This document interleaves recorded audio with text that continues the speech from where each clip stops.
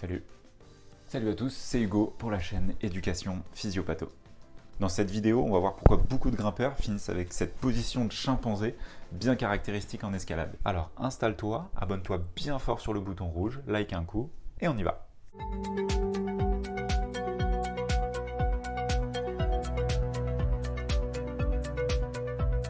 La position classique du grimpeur chimpanzé, c'est les épaules en avant avec le dos bien syphosé. À ça, tu associes une pronation des bras, donc les faces palmaires des mains qui sont comme ça, une lordose lombaire et une lordose cervicale.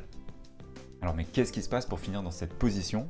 Revenons un petit peu sur les muscles sollicités pour le comprendre. Quand tu grimpes, tout d'abord, tu t'agrippes à des prises. Tu sollicites donc les muscles fléchisseurs pour te maintenir. Ensuite, tu viens tracter avec tes bras pour t'élever à hauteur de la prise. Tu as donc deux composantes importantes. L'abaissement et la rotation interne des bras pour les rapprocher du buste et la flexion palmaire pour verrouiller la prise.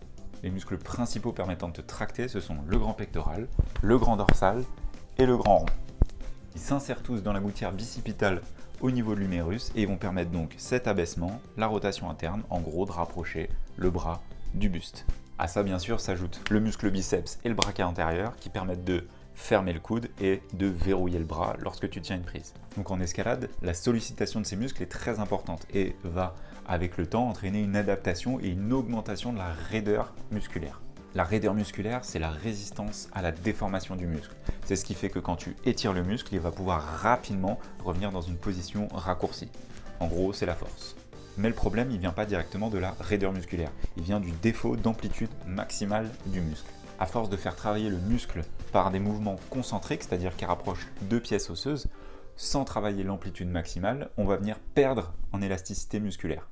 On se retrouve donc avec un muscle raide et fort, mais peu élastique. Donc, beaucoup parlent de déséquilibre entre les muscles rotateurs internes et rotateurs externes. Les muscles rotateurs externes, ce sont les muscles de la coiffe des rotateurs. Mais dire ça, c'est supposer qu'ils ont des fonctions antagonistes, c'est-à-dire totalement opposées.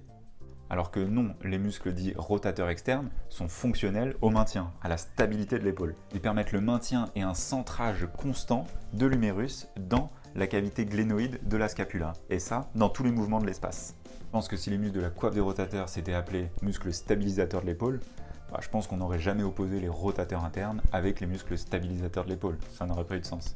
Donc oui, renforcer les muscles de la coiffe des rotateurs, ça permet une meilleure stabilité de l'épaule, mais non, ça ne va pas venir compenser la rotation interne. Donc avec ça, on comprend un peu mieux les épaules en avant avec le dos voûté.